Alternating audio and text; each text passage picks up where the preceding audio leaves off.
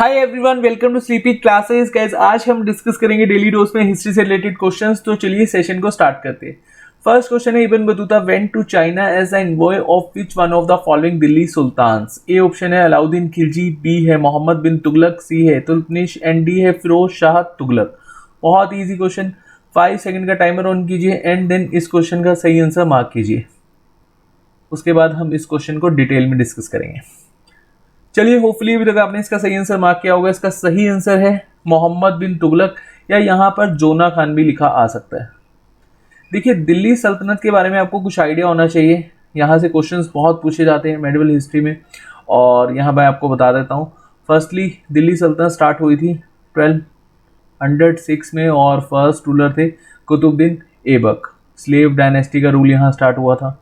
Slave dynasty ने rule करा 1206 से लेकर 1290, और 1290 से लेकर 1320 तक रूल रहा खिलजीज का।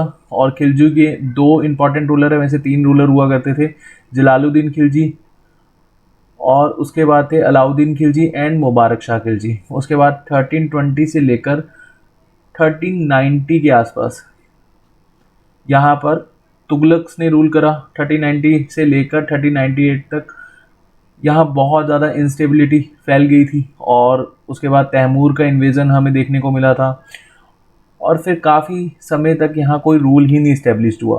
फिर 1414 में तैमूर के ही आगे ये यहाँ पर स्लेव्स थे जिन्होंने सैयद डायनेस्टी को, मतलब एज अ दिल्ली सल्तनत में सैयद डायनेस्टी ने रूल करना स्टार्ट करा था 1414 से लेकर 1451। और उसके बाद 1451 में लोदीज आए थे, और ये 1526 तक लोदीज ने यहाँ पर रूल करा था। लोदीज के भी 3 ही रूलर थे, बहलोल लोदी, सिकंदर लोदी एंड इब्राहिम लोदी। इब्राहिम लोदी को हराकर यहाँ पर बाबर ने मुगल इरा स्टार्ट किया था। ठीक है जी, ये थोड़ा सा आपको इस तरह से क्रोनोलॉजी पता होनी चाहिए। अब यहाँ पर समझिए कि इब्न बतूता मोहम्मद बिन तुगलक के समय में आया था, और कहाँ से आया था? मोरक्को से। और ये चाइना कब गया था?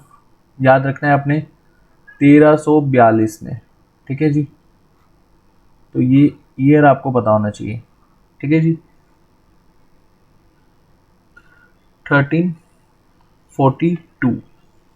नेक्स्ट क्वेश्चन डिस्कस करते हैं। The following item consist of 2 statements, statement first and statement second. हमें यहाँ पर एग्जामिन करना है और देखना है कौन सी स्टेटमेंट सही है और कौन सी स्टेटमेंट सही नहीं है। नीचे हमें यहाँ पर कोड भी गिवन है, तो एक बार स्टेटमेंट फर्स्ट देख लेते हैं। 1856 में Nawab Wajid Ali Shah was dethroned and exiled to Calcutta on the plea that the region was being misgoverned। ठीक है जी। स्टेटमेंट सेकंड क्या है यहाँ पर? The Nawab was accused of being unable to control the rebellion chiefs and taluqdars. दोनों स्टेटमेंट को ध्यान से देखिए और इसके अकॉर्डिंगली यहाँ पर कोड दिए हुए हैं, और देखिए कि इस कोड में कौन सा ऑप्शन आपका बिल्कुल सही हो जाएगा। फर्स्ट जो ऑप्शन है इसमें क्या है कि आपको दोनों ही स्टेटमेंट सही है, मतलब जो स्टेटमेंट सेकंड है वो स्टेटमेंट फर्स्ट का करेक्टली आंसर है। यहाँ पर जो ऑप्शन बी है इसमें गिवन है कि दोनों स्टेटमेंट इंडिविजुअली ट्रू है, और जो स्टेटमेंट सेकंड है वो फर्स्ट स्टेटमेंट का सही से एक्सप्लेनेशन नहीं है। ठीक है जी। ऑप्शन सी यहाँ पर क्या कहता है? स्टेटमेंट फर्स्ट ट्रू है लेकिन स्टेटमेंट सेकंड फॉल्स है।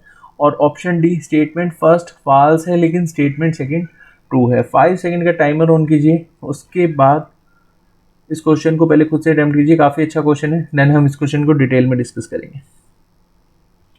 चलिए, होपफुली अभी तक आपने इसका सही आंसर मार्क किया होगा। इसका सही आंसर है ए।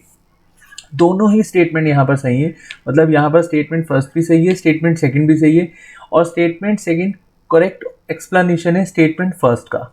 देखिए, जब डलहौजी का एनेक्सेशन हुआ था तो उसका प्रभाव हमें हर जगह देखने को मिला था, और जो नवाब वाजिद अली शाह थे इन्होंने बेसिकली ये dethroned, मतलब यहाँ से भाग गए थे। अवध के नवाब हुआ करते थे, और अवध से ये भागकर कहाँ चले गए थे? कलकत्ता। ठीक है जी। और ब्रिटिशर्स ने एक तरह से यहाँ पर पूरा का पूरा कब्जा लिया, और एरिया कब्जाने के बाद यहाँ पर ब्रिटिशर्स चाहते थे कि इस एरिया को इस तरह से रिप्रेजेंट करें कि जो नवाब हैं। चलिए, इसको फिर कभी हम अच्छे से डिटेल में डिस्कस करेंगे, काफ़ी डिटेल में चले जाएंगे।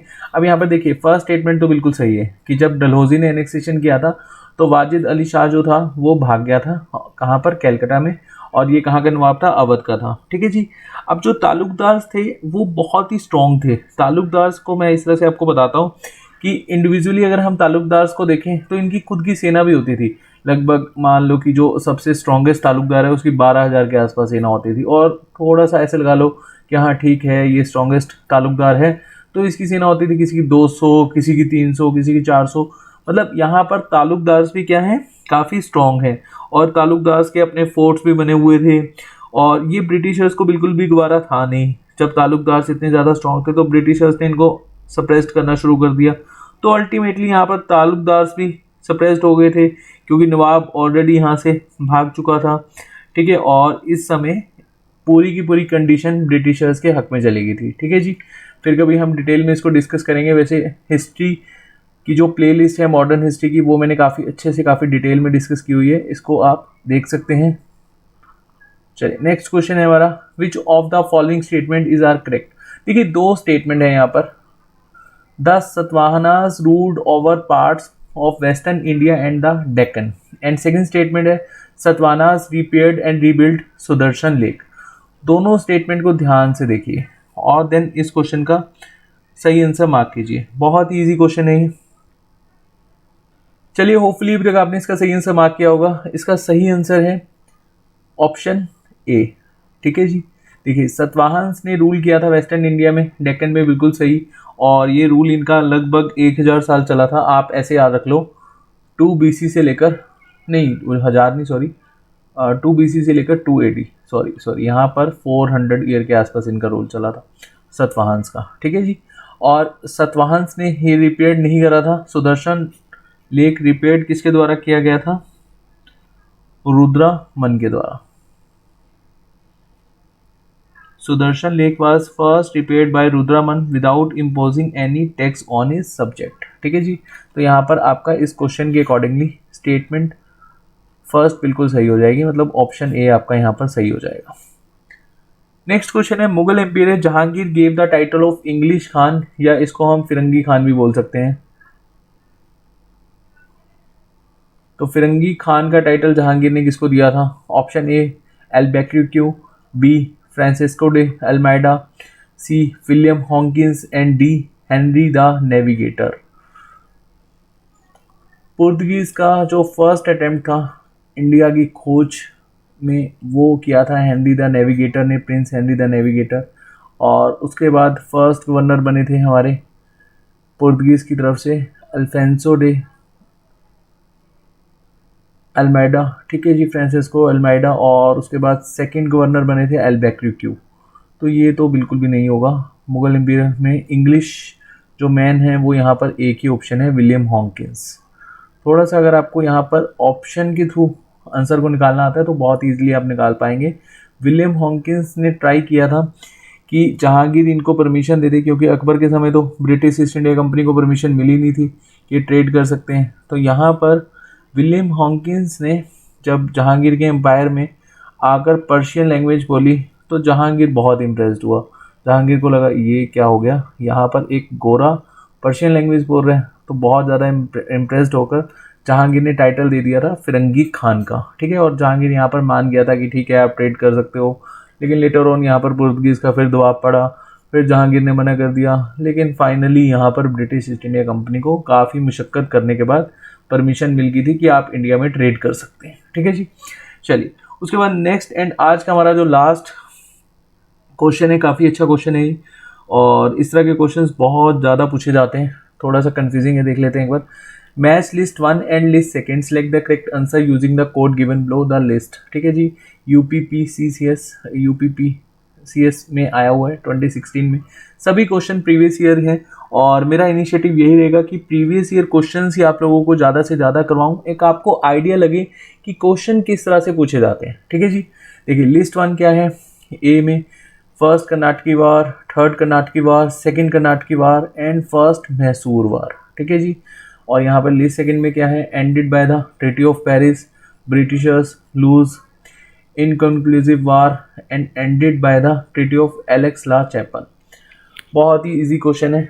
अगेन आप पहले इसको खुद से अटैम्प्ट कीजिए, 5 सेकंड का टाइमर ऑन कीजिए, देन हम इस क्वेश्चन को डिटेल में डिस्कस करेंगे। चलिए होपफुली अभी तक आपने इसका सही आंसर मार्क किया होगा। इसका सही आंसर है अकॉर्डिंग टू कोड सी।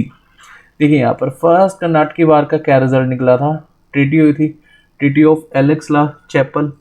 उसके बाद सेकंड कर्नाटकी वार का रिजल्ट क्या निकला था, inconclusive war, English ruled in Karnataka and French prove influential in Hyderabad. ठीक है, तो यहाँ पर जो सेकंड कर्नाटकी वार है इसका भी ऐसा कोई रिजल्ट नहीं निकला था।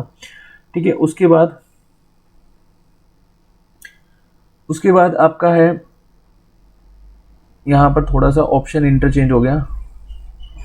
चलिए एक बार इसको देख लेते हैं। थर्ड कर्नाटकी वार मैं आपको समझा देता हूँ, यहाँ पर ऑप्शन थोड़ा सा इंटरचेंज है। थर्ड कर्नाटकी वार जो है आपका वो एंडेड हुआ था ट्रीटी ऑफ पेरिस। ठीक है, तो यहाँ पर सी के आगे हम लगा देंगे 1। ठीक है, तो ये आ जाएगा आपका 1। ठीक है, यहाँ पर आपको थोड़ा सा ध्यान रखना है। उसके बाद फर्स्ट मैसूर वार, इसका क्या सही आंसर हो जाएगा, देखिए British lost in first Mysore war, ये सबको पता है। और उसके बाद 1769 में ये किसके साथ हुए थे मैसूर वार, हैदर अली टिप्पू सुल्तान। ठीक है, 4 अप्रैल को ख़त्म हुआ था आई थिंक, हाँ 4 अप्रैल को ट्रीटी हुई थी 1769 में। और ये ट्रीटी को हम क्या कहते हैं, ट्रीटी ऑफ मद्रास। ठीक है जी, तो इसमें आपका फर्स्ट मैसूर वार में ट्रीटी ऑफ मद्रास, यहाँ पर एक तरह से ब्रिटिशर्स हार गए थे। उसके बाद थर्ड कर्नाटकी वार का यहाँ पर थर्ड आ जाएगा, फर्स्ट कर्नाटकी वार फोर्थ। तो आपका करेक्ट आंसर हो जाएगा 4-3।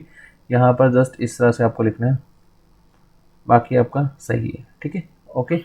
चलिए होपफुली आपको 5 के 5 क्वेश्चंस समझ में आए होंगे। ठीक है, समटाइम्स यहाँ पर करेक्शन करना पड़ता है, बट कोई चक्कर नहीं है, हम यहाँ पर एक बार क्वेश्चन को अच्छे से डिस्कस कर लेते हैं। तो आप लोग देखिएगा, अगर इन क्वेश्चन में आपका कोई डाउट होगा तो प्लीज़ कमेंट सेक्शन में मुझे पोस्ट करिएगा, बताइएगा अगर आपका कोई डाउट अगर यहाँ पर होगा। चलिए अपना ध्यान रखिए, थैंक यू सो मच।